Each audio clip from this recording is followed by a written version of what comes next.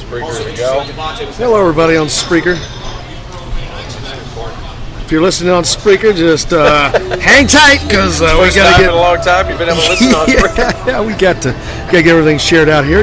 This is the pregame portion. Welcome back. It's pregame of after the game as we get set to go on here. Get everything shared out. Hope everyone's having a good day. Didn't get the win. It's beautiful outside, though. It is going to be beautiful for a minute, too. Most likely. A few days, man. You got to enjoy that. Everybody coming on, if you could share it out for us, we'd appreciate you. Hey, Glenn Rainey from Tallahassee. Mr. Gold Knowles, he's waving the flag. Got your nose yesterday, buddy. Appreciate everybody joining us as you're coming on board. Welcome to After the Game with Todd and Leary. Of course, we're live at Yogi's, as always. Get this thing shared out to everybody. Hope everyone's having a great day. How's your weekend been, Mr. Todd Leary? It has been good. These Sunday games, I can't decide if I like them or not, and I'm deciding I don't. I like the Saturday games better. Just seems weird. The work day being tomorrow just seems weird. Well, your weekend's gone. Yep, it is. Once these games are over. I like the 2 o'clock game better than the noon game, though. I will say that. Absolutely. I'm in agreement with that. Absolutely. Indiana played a lot better than what we expected. Well, not what we expected, than what we saw against Purdue, for sure. Yeah. They go on the road to a tough Illinois team, one of the tops in the conference, and we're about ready to get things going here. So welcome to After the Game with Todd Leary, of course, coming to you live from Yogi's here in Bloomington, brought to you by Best Beer Incorporated and Henry Nethery Remax, coming to you after Indiana loses on the road to Illinois, 67-66. Also, welcoming everybody joining us on thehoosier.com on the Rivals Network. Great to be a part of that great platform as well. Welcome in, of course, former Indiana basketball player Todd Leary, as Indiana loses today 67-66 on the road, but a game they played pretty well. Not a lot to complain about. We're going to find some stuff to pick on, but it's not like the Purdue game. But it was like there was a list. Missing 2 free throws to tie the game in the last 13 seconds. We can find some things to Absolutely. complain about, but in the grand scheme of it, overall, what we've talked about and said many times, and I'm not going to backtrack on it now, is if they will just be competitive and make plays when they have to make plays, the guards contribute in the game, then we'll feel okay even after a loss. It's not a moral victory by any means, but it is. You can build off of it. There's some good play that took place today that you can build off of, and just overall. A lot different feeling after a game like this than obviously what you have after a game like the Purdue game. And we heard Archie Miller talk in the press conference after the Purdue game that he thought the team competed.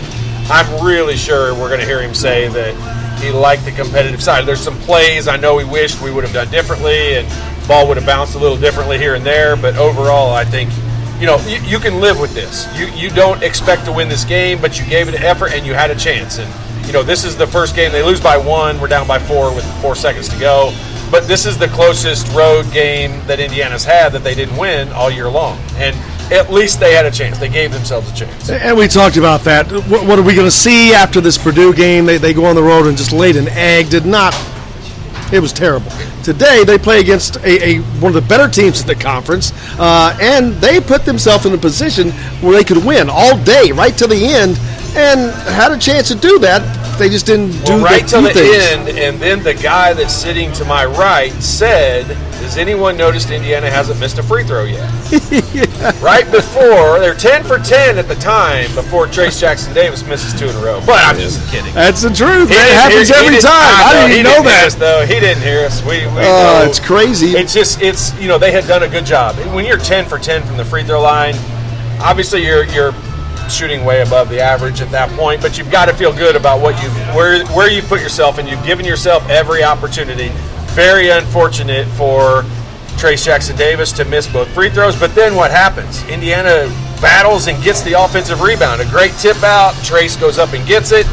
And then I guess you just call it unfortunate. And there's a lot of positive things definitely to pull out of this. There were, for sure. Hello, Eric. Rebecca says, hey. Dr. J says, good afternoon. Got any? There you go. Got the virus-free Coronas here. Of course, from Best Beer of Bloomington. James Cockrell says, rough way to lose. 2 awful missed calls in the last 2 minutes. Yeah, but you can't, and you don't put yourself in a position of letting them to determine your outcome. If you hit the free throws. If there's no, and James, we obviously we appreciate your comments, and I love what you always give me some tidbit that I didn't catch in the game. But in this case, like, if you've not made any mistakes playing, in the last few minutes, and they miss 2 calls, you can complain about the officiating a lot more. Or if Ted Valentine's on the floor, you can complain about it a lot more. But in a case like this, when you miss 2 free throws to tie it with 13 seconds to go, when you just turn the ball over with 6 seconds to go, just falling down, like, you can't blame the officials for that stuff. The missing the foul on Al on the elbow, I'm a shooter. That to me, here's my issue with that. That referee should be reprimanded tomorrow and should not be able to he should get a 3-game suspension for missing that call. That's that big a call. It's right in front of him. It's that big a call. It's a call that it made a difference in the end of a game.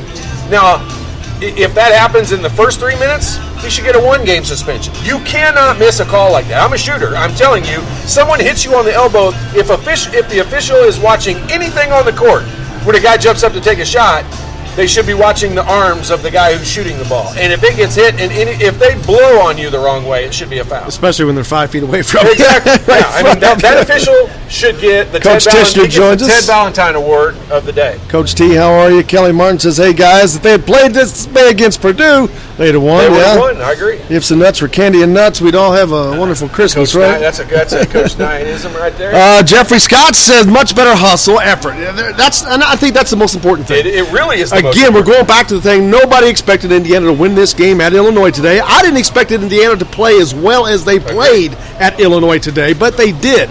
And this is good for them. This is good. The people watching the NCAA committee and whatnot, they watch this. Right. They want to see Indiana play well outside of Simon Scott Assembly Hall, and they did that today because the next 2 games they have are at home. They have a great opportunity to kind of solidify their resume as they finish out the season and get whatever the seed they end up with, 8, 9, 10, right in that area, and we'll see. But other than winning the game, they probably did almost everything they could do besides the free throw situation. Yeah, I mean,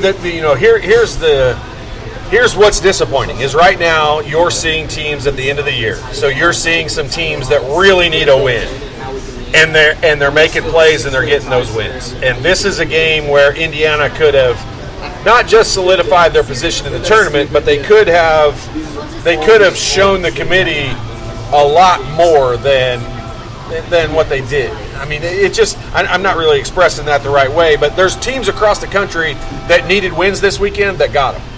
And you mean like going to Michigan and winning? Right, exactly. Well, they didn't need it, but boy. But you are, there are teams out there, Rhode Island. There's some teams that really need a win. Going to Maryland and winning? Right, North Carolina State. There's teams that are kind of on that bubble, last 4 in, first 4 out, whatever they are, and they're going and getting big wins. And the good part for Indiana, we have been saying this since the entire season started. Indiana had a very difficult 2 games at home, 2 games away, 2 games at home, 2 games away. It kept happening. They were the only team in the league that had 4 2-game road trips, where there are 2 combined games on the road. And so they're through all of that now, and we've looked at these last 2 games all season long and saying, well, they'll win their last 2 games of the year. As long as they do that, a week from now, we'll all feel great about where they are heading into the Big Ten tournament. It's in Indianapolis. The crowd will be Indiana favored, and they're going to have a tough game. There's just no 2 ways about it. Unless you're one of the first literally 3 seeds, you're going to have a tough game in this first game. And so that means Maryland, Michigan State, and probably Illinois are going to be the 3 teams that sit there and don't have the toughest first game. Everybody else, it's going to be a complete toss-up. It'll be hilarious to see what the lines are for not the Wednesday games, but the Thursday games in the Big Ten tournament, because all of those seeds that are the, 5, 12, 4, 11s, all those seeds, all those games are going to be 3-point lines or less. what is it, the 12-5 game that has the magical... In the NCAA tournament, the 12-5s that have the crazy outcomes, all the 12s the 12 wins majority of the time or something nuts. Hey, thanks a lot for joining us here. Of course, you're listening to After the Game with Todd Leary, brought to you by Indiana Sports Beat. Of course, live from Yogi's, brought to you by Best Beer Incorporated of Bloomington, and Henry Nethery Remax, of course, as well. Get your questions, comments in. Jeffrey Scott said, major flaw today was getting beat off the dribble. What do you think of that? I agree with you. I mean, there was a point in the first half where it seemed like every basket that Illinois got was off of driving the ball in the lane. And we talked about this, a couple of games ago. Indiana's defense, it has struggled when teams are able to drive the ball in the lane. You hear, and people are going to hate to hear this, a lot of you, but you'll hear Dan Dockich all the time talk about when guys drive into the lane, bad things happen for the other team. And one thing that I will say here, I said this on the show the other day, that if Indiana, remember I said if Indiana would make a point of driving the ball in the lane, and every time they catch it, trying to drive into the lane offensively and make good things happen, I really think that was a point of emphasis today, because they were driving in the lane a bunch. Even with the Green Mile in there, they were still driving right up to him. Got a couple of fouls. Devontae Green even got an and one against him. I thought Indiana driving the lane hurt Illinois just as bad as Illinois did. But Indiana defensively is supposed to be, I think they're supposed to be a little bit more pack line, better defensive team, and they weren't. And it's ironic because they've got such a massive middle there for the Illini, and Indiana has not done. That's something they haven't done well this year, is attacking the rim. Haven't done enough of it. They didn't get to the free throw line enough today, and that's not just that. Trace Jackson-Davis, who had a great first half, 10 points in that first half. I think he ended up with 12. Yep. I think he still had 10 points with 8. There was 8 minutes left. He still had 10 points. Right. Not getting to the free throw line enough. If he had 14, he'd have made those last 2 free throws. And if Indiana could have gotten to the free throw line a little more, it would have helped them. But, man, it sounds talked great. about this so many times, these close games, these free throws, and here's one where it definitely bit them. Sure. And you look at, that's Indiana's bread and butter. That's where they were leading the nation at one point this season, both in free throw attempts and makes. But if you look at the percentage, this is why I hate percentages. You can look at the percentage, Indiana shot 83%. From the free throw line, and that's great, but they still made 7 less than what Illinois made. And so that's obviously a negative when you look at the free throw line. When that's one of the things you do best. Sure. When you are the best team at getting to the line, you got to maintain that. And it's been a long time since they've been that. Like, they were that, all pre-Big Ten long. Then they've just gradually dipped off. They're probably not in the top half of the Big Ten even anymore. Mark says officiating was bad, but if it's turnovers at the end and bad deal to blow a chance on the road. But, it was. It is. All of that's true. And even with the foul on Rob Finney, that's a legit foul, and there's no doubt about that. But you're not always going to get that call on the road. And, again, sometimes you can't help it. But if you put the game in the hands of the officials at the end, it's not going to come out in your favor much of the time. I criticize and critique the officials as much as anyone, and the officials, they blew a terrible miss on the Al Durham three-pointer. There is no two ways about it. That's one, and I said it a few minutes ago. Like, that official, in my opinion, should be reprimanded and suspended. Like, you cannot miss that call. It's just, you can't miss it. But still, at the end of the day, Indiana had their opportunities, and if we went back and nitpicked every call up and down the floor all day long, it comes close to evening out, unless you're at Kentucky or Purdue.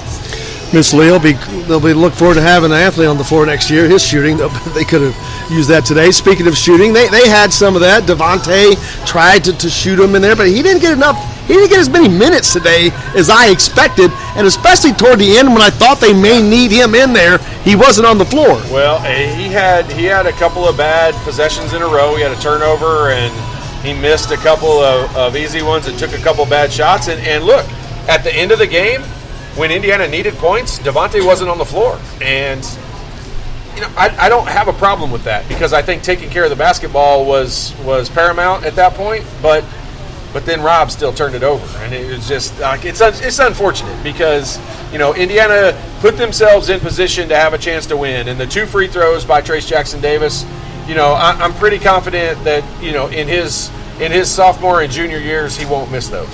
That's the only hole in his game right now is his free throws. It's a hole. His free throws and any jump shot facing the basket. Like he's made like 2 all year long, and they were ugly. but I mean, he needs a shot where he can face the basket and jump up and shoot a jumper. Of course, I guess if he was hitting all of his free throws, he'd be an All-American right now, so you can't expect everything from a freshman. That's where we are in that deal. But as they do move forward, he's got to hit these free throws because he's such an integral part of the offense. And if the ball's going to run through him, if he's going to go to the line, he's got to hit them because when you get into the tournament, games are going to be tight. All these games are going to be tight. They are. Yeah, and you've got to take advantage of scoring whenever you can. And look, the timing is unfortunate. It's going to look like because he's a freshman, he missed them. He was 2 for 2 in the game heading into those 2 free throws. That's what makes it look that much worse and it's that much more difficult to swallow. I mean, he's played good. He's had spurts in games where he made a bunch in a row, or when he shot 14 for 15 one game and done that. But the free throws, you don't want to blame it on that. You don't want to put all the emphasis on that. But it was a big deal. I mean, there's no doubt about it. 13 seconds to go, you got 2 free throws with a chance to tie the game, and you miss them both. I mean, you really only need to make one of those at that point, and you're still in a position to foul and have a chance to tie the game. And he obviously wasn't able to do it. And then he got his own rebound off a great tip out. I can't remember if Jerome Hunter or Race Thompson tipped that out. One of those two guys, but I think it may have been Justin Smith. I think it might. Yeah, that's right. It was Justin. Tipped that ball. Great effort. Great job getting the rebound. I mean, how Rob Vinicius falls down. I mean, he's not done. He got tripped. He says, did he? Got tripped by a defender. That's another call. I mean, that's another got call. Got tripped by a defender. I mean, almost always. That any other time they call that. Okay, people, I'm sorry. I didn't realize he got tripped. Now I am mad. I am mad. He got tripped by the defender, yeah. Okay, now I'm pissed. Got tripped by the defender, lost the ball, but the thing that got me is they call a timeout with an Illinois player who was not grabbing ball. He was standing to the side, and the referee points to him. But the guy on the floor never had possession to me. And that part's questionable. I didn't know he got tripped. I changed my tune. Yeah, it was a little now that referee needs suspect. to be banned for the season. There's another question on here that I almost ignored from Alan, not because it's not a good question, Alan, but just because I can tell you right now, I know he doesn't know. I don't know. He doesn't know. We've talked about it at nauseum. Why is Joey Brunk still starting? I don't know what Archie's doing, but whatever it is, that's what he's doing. This, and I could be wrong. We'll have Jimmy check this out and correct me if I'm wrong, but Joey Brunk did not start the second half, and I think that's the first half he has not started the entire season, if I'm not mistaken, because I know he started all the games. Oh, he didn't start the second half? He didn't start the second half. And that's the first time that's happened. And I want to say this. He came in with about 15 minutes to go in the second half and had a good 4 or 5 minutes. The bench might have worked a little bit. And I hate to point out the obvious here. Well, but he's a guy that is wants to try. He wants to hurt. He's going to give a good effort. He's going to. I'm not. It's not always about effort. Sometimes it's just simply about ability. It's about your Some ability. people are just better. Look, he came in. He got a good basket in the second half. When he came in, he got a good basket. But then we turn right back around. We go the other end of the floor, and he gives up an easy basket. And it just is.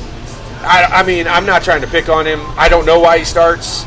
Minute wise, this is the way I look at that. There was between Deron Davis and Joey Brunk, they played 16 minutes combined. Indiana loses by 1. Those two guys combined have 4 points and 0 rebounds. That's an important 16 minutes. That's not enough production out of those 16 minutes. And so, if I'm looking at that, I would have to factor that in. I mean, you gotta have some production and analytics. You look at that, and those guys, those two gigantic bodies that are in there, have got to produce some rebounds. They got to. I mean, Indiana out-rebounded them 39-31 today. You give me that stat, and that's good against the Illinois team. Against that team. Isn't he the leading rebounder? Coburn, the leading rebounder in the conference. He's got the most double-doubles. I mean, I think you also saw the Freshman of the Year race come to an end today. Not that Trace didn't play okay, but Kobe Coburn's just a beast. I'm sorry. Trace had 12-12. He is a great day. He had a great day. But what stood out to you? What seemed to stand out? Well, I'll tell you what stands out to me is the fact that they won. And when you come down to it at the end of the year, winners. Kofi Coburn is going to have, right now he has 7 Freshman of the Year awards, and Trace Jackson Davis has 5. I mean, do the math. Pretty simple. He has more, and they won the head-to-head battle against each other. So, I mean, Our he's going to win. intern Jimmy Sutton, give Todd some unique information, some stats while I reset here. You're listening to After the Game with. Man, he gave me one really good one. Give me some good ones. You're listening to After the Game with Todd Leary. Of course, we're coming to you live from Yogi's here in Bloomington, and it's brought to you by Best Beer Incorporated here in Bloomington and Henry Nethery Remax. Also, it's great to be on the Hoosier.com Rivals today. Welcome in all you guys. If you want to send in a comment or a question, you can do so on Facebook Live because we don't have it connected yet through Rivals. But you can also hit us on the text line on the phone, 812-269-6367. That's 812-269-6367. Hit us up on the text line. I was just wanting you to give him some information, but Todd's going to let you sit in and do it instead. But that's our intern, Jimmy Sutton. Jimmy, you're talking to everybody now. So what's the information, man? What's the key stat you got for me? I mean, the stat I was telling you guys about Devontae Green, the one that really stuck out to me is, so before he got that and one, late in the second half, before that, late in the game, it was like a minute to go or so. He had missed 20 straight 2-point attempts. That's pretty amazing. And I think it just kind of shows, it proves to the point the fact of how much like his jumper means to his game. And if he didn't have a 3-point shot, he would not be the player that he is, that we see every time. Absolutely. Todd talks about all the time. He does not want to give up that.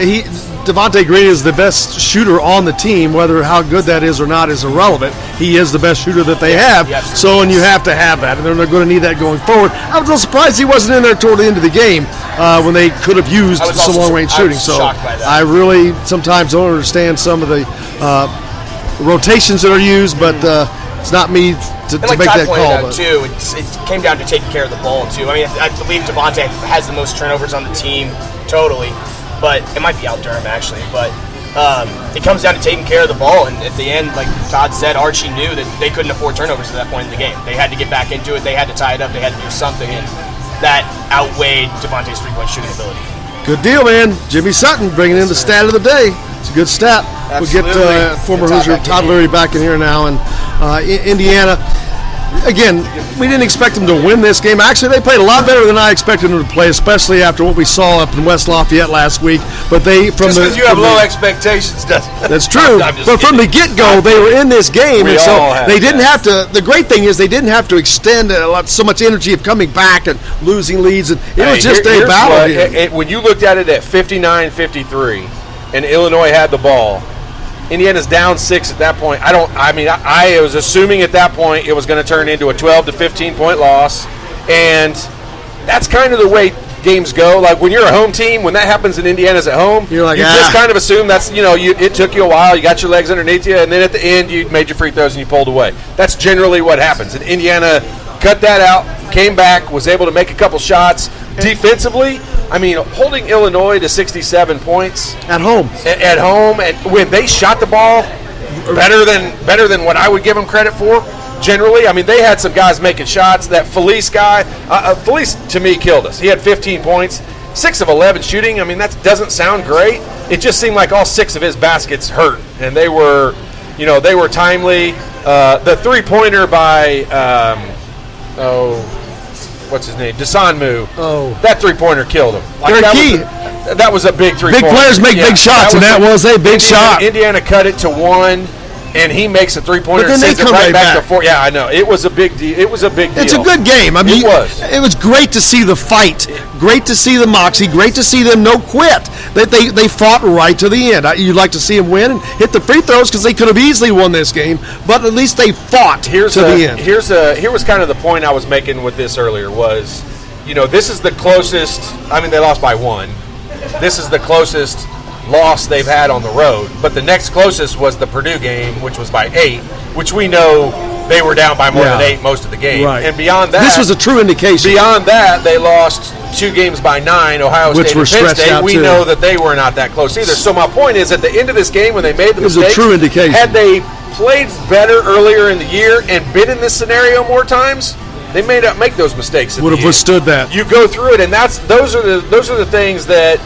That's why when you go to Wisconsin and you're down 30, I'm like, well, this is not only is it a really bad loss, it's a wasted game because you can gain nothing from it. Where when you look at, going on the road and you have some tough battles and you got to make plays at the end, once you've been through the war, a battle a few times, I mean, you're better off at the end. And I think Indiana, had they had more close games, earlier in the season, I think they would have been better off at the end. Alex thinks Rob needs to hit the weights. I mean, Rob is tough. I mean, I don't want to fight him. Look at him. Linda, yep, he was tripped. Alex, Al needs it. He says that again. Ed, dribble penetration kills this team. It does. It kills every team. It kills any defense. Dribble penetration kills any defense. That's why. I mean, you want to watch a team keep somebody out of the lane. Watch Virginia.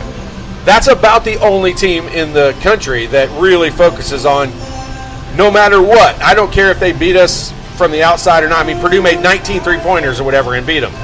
I mean, they're going to live with that, but they're not going to beat them inside the lane. And when Indiana lets teams get in the lane, bad things happen. The other team scores, and you foul. Everything that can go bad happens. Yeah, and you don't get those calls at the end like they didn't get today, and yet even with that, until the last no call, but they were in it up until that point, and again, had you hit your own free throws, you don't have to worry about that. Then Illinois is on the other line of that. So, yeah, especially fans are gonna complain about it, and rightfully so. I mean, did he really get tripped? Did he really? Oh, he got tripped. Gosh, that's pissing me off. Well, no, when I say got tripped, it wasn't like an intentional. If he get tangled up, I don't give. The defender tripped. This is just a natural thing across the country. I can't believe they didn't call it. It's a real thing. If your feet get tangled up, it always is a defensive foul, no matter what. I hate the fact, but that's just the way it is. And the tangle caused a loose ball. It caused a turnover, basically. In essence. Oh man! See, you shouldn't have shown him, man. He just showed him the clip. You should not have shown him the clip because now he's seen it. Show me who the official is. I'm calling. We're talking about the clip at the very end where Rob gets tripped, tangled, loses the ball, and turns the ball over. Now you've seen it. See, then on top of that, you've got the no call and the 3-point. All within a 10-second span. That was a for sure one. But I mean, See, now we've turned the whole show around now. Yeah. I'm losing my mind all of a sudden. Right now, I'm officially starting to type my letter to the Big Ten commissioner right now because those are calls that cannot be missed. Like that, I mean, here's the difference. Tripping is a foul. Like that is an actual call. Like their officials have a signal for it, which means it's a legit thing, and you cannot trip a player. And that's 2 free throws. That is 2 guaranteed free throws. That really pisses me off. Well, not only that, if you go back and watch the replay of where they give them the timeout, and what I've said, that the ref points to the guy that was not on the ball, but the player with the ball never had control. It was on his right. My anxiety meter is he had it pinned with one hand. Than it was because my anxiety meter is. You're really going to be upset when you see that too. Here in a minute. It didn't. Yeah, Tom, that's why I'm at. The same thing. How do you get a timeout when the opposing players has to handle the ball? Mark says should have been a jump ball. Yeah, exactly, it should have been at worst case. But you don't get that, and so it sucked and it was bad back to back. But you don't get that, and it's on the road, and you got to fight through that. And again, that's where another coach will say, hit your damn free throws, and you don't put yourself in that position. Yeah, here's the thing: if the free throws are made, the other stuff doesn't happen. The other stuff is a non-issue. Like he doesn't get tripped because Indiana doesn't get the rebound and he doesn't get the ball back. So yes, all that could have been avoided, but that doesn't make me feel a lot better about it. And I know that there was an issue that Coach Miller was upset about something. They were trying to want to run a play because we heard him saying he was totally in the right. I don't know. I didn't see what happened. And Ed's asking, was there a play called for Durham with 21 seconds? It doesn't matter whether there's a play called or not. There was no sense of urgency. If you saw every single player on Indiana's team, there was 25 seconds to go, and Indiana basically somewhat jogged the ball across half court and stopped and stood there. And at that point, your hair's on fire at the end of the court. Guys are setting screens for you. Al Durham should have been flying off that screen, the same one he got fouled on a minute ago, because here's the issue. They missed that call, and they know they missed that call. Okay, remember they had to review it, whether it was touched by somebody. They can't change the call at that point, but they see the fact that he probably got fouled. You don't miss a shot that much. So if you run that same play and anyone breathes on you, they're going to call the foul. If anyone that doesn't think makeup calls aren't a thing has not watched enough basketball, because makeup calls are a legit thing, and they know they missed that call. So Al should have come burning off of that screen exactly the same way it was set up. The screeners were there, and Al was lollygagging down in the corner. And when you saw Archie Miller, like you saw how fast he came out on the floor, he'd have been coming off of that screen. Like he was fired up, ready to. He didn't understand why we didn't have that urgency. You and I have talked a bunch about this team doesn't have an overall sense of urgency. That's a situation at the end of that game. You've got a great opportunity to come down and run a play and be tied or ahead, and you're kind of standing waiting on something to happen. And I don't care if you're a sophomore in high school, you know that.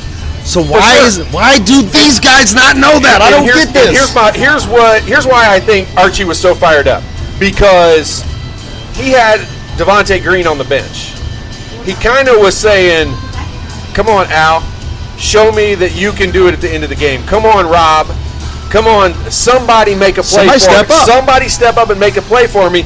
If I'm going to have to put Devontae on the bench," and I'm not saying he doesn't like Devontae. I'm saying Devontae had made some mistakes and taken some bad shots. And you want to have more than it's one time guy for somebody to step up. It is. It's time for somebody else to step up. Coming down the floor, I can tell you this. I mean, I'll be Bill Walton for a minute. I'll go back and talk about my days. Every player on my team, the issue on my team would have been who was going to set the screen, because every one of us would have wanted to be the guy running off there to take the shot. And that's just the difference. Like Al, I think Archie Miller was like, why am I having to call a timeout to tell you what to do? Like, you've done this since, like you said, since you were a sophomore in high school. You know what to do. The screener is there. Run off of it and get the ball. And the big question is, why is that the case? Right. Why are they having to do that? Because especially with 3 games to play in the season. A part of it is what I said earlier. They've not been in this circumstance on the road. They've been blown out too many times. They've not gone through this. How many times at the end of a game, even their home games, most of them they've won by, at Maryland game they lost at home on one they shouldn't have really lost. Other than that, we really haven't had that many close games. We've not been in that scenario that many times. They seem to kind of keep reaching situations that they're not prepared for. Well, they're new situations because they got blown out so many freaking times on the road. That's why I get so mad in a game like Purdue. What did Indiana learn from a game in Purdue? Absolutely nothing. They played so bad. There was no scenario they put themselves in where you're like, okay, well, they won't do that the next time. Nothing they did was good. In this game, you could at least say, okay, well, we know, I doubt that Trace Jackson-Davis will miss both free throws in the last 13 seconds the next time he's in that case. I doubt that Rob will put himself in a position to have a turnover if that comes up again. So in this case, you could say they learned some things, and they can learn from some situations. Most of their other losses, you can't say that about. Jeffrey Scott says, my thought is never have Devontae at the point. Just not his strength. I totally agree with you. He's not a point guard. It's not Devontae's fault. Yeah, that's not Devontae's fault. Devontae's not a point guard. That Purdue game when he played point guard so much should have never happened. Like he is not a point guard. I've been saying this all year long. We want Devontae to shoot as bad as shots as he can possibly throw up there, because those are the ones he makes. Tyler says, I can't wait for the day we can finally win on the road. It's just been so long since we could win. Well, lucky we don't have any more road games. We have 0 road games for the rest of the year. Except for the Big Ten tournament. Well, those are not neutral. A road game. Neutral. Hey, we're 2-0 in neutral site games. Tommy says, because Green always one-hand floater. I can't read that. Bill Evans, all the best free throw shooters. What? Al is the best free throw shooter. So in my eyes, the best free throw shooter needs to look to shoot more often.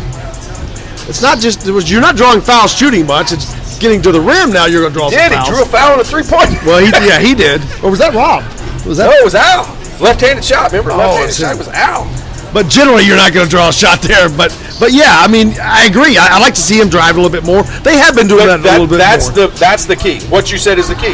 Remember I said it earlier in the week in the game they lost at Purdue. Indiana needs to make a point of driving into the lane repeatedly. I'll tell you, Armand Franklin, I don't know how many minutes. Armand Franklin played 5 minutes in this game. Armand Franklin had a gigantic play in driving into the middle of the lane. The defense collapsed. He kicked it out, and we made a 3-pointer. That is, I don't even know. Nope, he doesn't even get a stat. It might have been the second pass after him. He doesn't even register anything on that. But he made a huge play. I remember the play, and he only played 5 minutes. Matthew did like the ball control. Terry Joe, thank you for positive. The positives, go IU, go strong and grow. There you go. Terry Joe must not be listening to me talk about the officials now, because now I'm pissed. Sherry Jean says, go Hoosiers. Tim, I watch this game and dream of Lander and Trace Jackson-Davis working out on the pick and roll. Yeah, you're going to see a lot of faces in there next year. Not just Trace Jackson. There's a lot of good players coming in. Nothing to do with this game, but You got Trace Jackson-Davis with some young talent like Christian Lander, like Anthony Leal, Trey Galloway. And here's why I'm going to entertain that. Here's why I'll entertain that comment for a minute. Because, I'm not going to disrespect the guys that we have here now by being that way about it. But I will say this. When you watch Kentucky play, okay, Kentucky's a team that's 24-5 right now. When they have a three-headed monster at guard. They have three guards that not one of them can shoot a lick. Like, they can't make a three. Left-handed today, I could beat them all in a game of horse. Guaranteed fact. From the three-point line. But they're all really good guards. And they all get to the rim. They all get in the lane. They drive in. And they make their free throws. Kentucky shoots 80% they lead the nation in free throw shooting. Wow. 80% from the free throw line, and it's all their guards.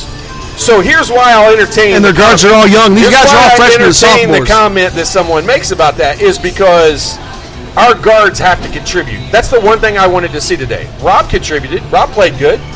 Al played good. Devontae played good. If any of those guys play remotely close to that against Purdue, we win. And it's that simple. Our guards have to contribute and play well. The only difference between Kentucky and Indiana is the three guards. And they don't play better defense. They're not taller. They're not more athletic. They don't shoot better. Nothing is any different. Now, they play in a crap conference, but they're a good team when their guards play well. And I think you can say that about a lot of teams. I'm just using Kentucky as an example because I hate them and I watch them all the time and I want them to be bad, but they're not. And it's their guards that contribute. I was a guard. You'll hear Bill Walton talk about guards are terrible. They're the worst part of the game and all that. But if you don't have good guards, you see how bad Indiana can look in a game like Purdue. Ask him who got him the ball most of his career. Right. Yeah, he knows better. Yeah, he's just playing. He knows better. Tim says not enough touches for Trace Jackson-Davis. Don't disagree. Yeah, that really went away there in that second half for a long time. He only shot the ball 9 times. Trace. Okay, but here's what I'll say: not enough touches. I'm going to say part of that is Trace's fault, and part of that is the guard's fault. I know for a fact there was a couple times I threw my orange slice a minute ago when Al did not throw the ball inside to Trace. We had run a play, it came out perfectly, and we had an easy dump into Trace Jackson-Davis, and for some unknown reason, he just passed the ball back out front. I don't understand how that's the case. Anytime Trace is open, he should get it. Good things happen when that's the case. But Trace also wasn't open 20 times and we didn't get him the ball. Like, he's got to be able to do some more things. And until he figures out a way to catch the ball 15 feet away and still be able to score, he's only going to have 9 shots. I mean, he touched the ball more than that because he shot 4 free throws. Yeah, that's not a lot more. So, I mean, he didn't have an enormous amount of touches today. I noticed it during the game. I agree with all of that. Part of that's on the guards, part of that's on Trace. Paul says, do we need to win both home games to get in? No. They need to win both, but not to get in. If they lost one, it's not going to keep them out of the tournament, but it would sure knock them to the bottom of whatever seed they would get. Yeah, it would be worst case. It would be as bad as you can get and still get in. I think they'd have to lose both home games and the Big Ten game, tournament game, to fall out of the tournament. If they lost all 3 I think they could fall out. The remaining games, it would depend. They would then put themselves in a scenario bubble of depending on what happens in other tournaments. If Steelers. They can win any of those games, they'll be in. They might not like where they're in, but they'll be in. Bradley says, disappointing loss. Last couple of possessions cost us the game. Agree with that. Yeah, they let it get away. Let's see, Brian. Don't understand that one. So, guys, your comments are a little off there. So, they fought. We fell short. He's happy. That's Alan. He's still the same Hoosier fan he was this morning. Alan down in Birdseye. That is basically how you should look at this particular game, especially the course of a long season. And this is what this is the scenario when I see Indiana fans getting really ticked off and pissed. They shouldn't be. They're not going to be in a game like this. Okay, if they're ticked off and pissed at this game, it's going to be at the officials. Now, does that mean there weren't a ton of other plays that could have been made by players? Sure, there were, but they showed effort, they competed, they made plays, they made some shots, they defended. They were in a position to win. They were in a position to. There was a lot of things that came out of this game that you can feel good about. Where Indiana fans start saying, this player sucks and should be on the floor, and this guy should do that, and all he does is turn it over and all that, is when they play like they did at Purdue or Penn State or Ohio State or Maryland or Wisconsin or any of those places you lose by 15 to 30 points. You're never in the game. Like, this is what I try to explain to people all the time, is a 15-point loss is when you're on the losing end of a 15-point loss, it's an ass kicking. Like, you don't even feel like you're in the game. Like, not even close. An 8-point game, you feel like the other team probably controlled the game, most of the game, or whatever. And so that's why I'm saying, like, in a lot of these losses, Indiana fans are pissed, and because over the years we've not had to deal with that. And we don't deal with it well. We do get mad at players when it doesn't look like. I don't think we'll hear one person in this game, fans that get ticked off, I don't think we'll hear any of them say, we don't try hard, our effort sucks. We don't, I don't think they'll be picking on individual people. Right, not in this game. Because they did give effort. They put themselves in a position to win. Yep. Now, whose fault is it when they don't do that? It's theirs. That's why I don't freak out totally when people lose that, because there shouldn't be too many times in a season you lose by 15-plus points. Right. Like, I mean, I lost a game by 50. You should be competitive in every game. I lost a game by 50 one time to Minnesota, and that's kind of the anomaly. Other than that, outside of my freshman year when we had 8 freshmen on the team or whatever, outside of that year, we probably didn't lose another game. We probably didn't lose any games by more than 10 or 12. Like, never. Being competitive. Never. Pride is part of that. Pride is part of that.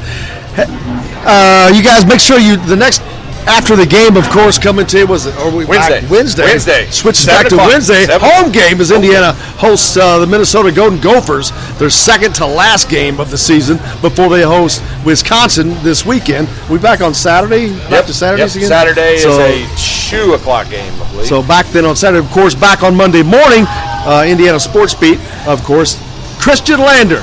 Exclusive with him tomorrow on the show. Make sure you tune in for that. You can catch that here, or you can also, after that, you can catch it here on the Rivals, the Hoosier.com.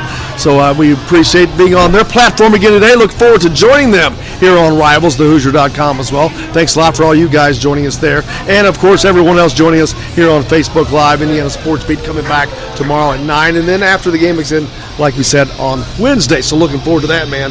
But the season is coming to a close. Indiana's got 2 home games to close this out. They should hopefully can take this positive play today where they did give the effort, didn't do everything, didn't get the complete game or they would have won, obviously, but keep moving forward to getting to that level. Yep. I mean, this is one we don't have to freak out about. There's a lot of good things and opportunities. And, hey, if they're in that position again, I'm going to feel better about the fact that we've been through it. We knew some things we could have done differently. We could have made some plays at the end. We could have made our free throws. I feel like in the next game we'll be a little bit more seasoned veterans and make those plays and do that. And we're at the right time. Look, we can't talk about road games anymore. We got no more road games for the rest of the year. They're all neutral. They're all home or neutral site games. Don't have to worry about it anymore. Nope. So let's throw that stat out the window, and now we can all look. We're undefeated on the road. We're undefeated in neutral site games. So I'm kind of setting the bar pretty high right now. We're going to win the Big Ten tournament and possibly the NCAA tournament. And that starts soon, man. Big Ten tournament, just a couple of weeks away. It's the NCAA tournament. It's about ready. It's almost Christmas time. I can't wait. Looking forward to it. Make sure you tune in tomorrow. Like I said, Christian Lander and Don Fisher, the voice of the Hoosiers, on Indiana Sports Beat tomorrow. But until then, for Todd Leary from Yogi's, I am Jim Coyle, and I will see you on the radio.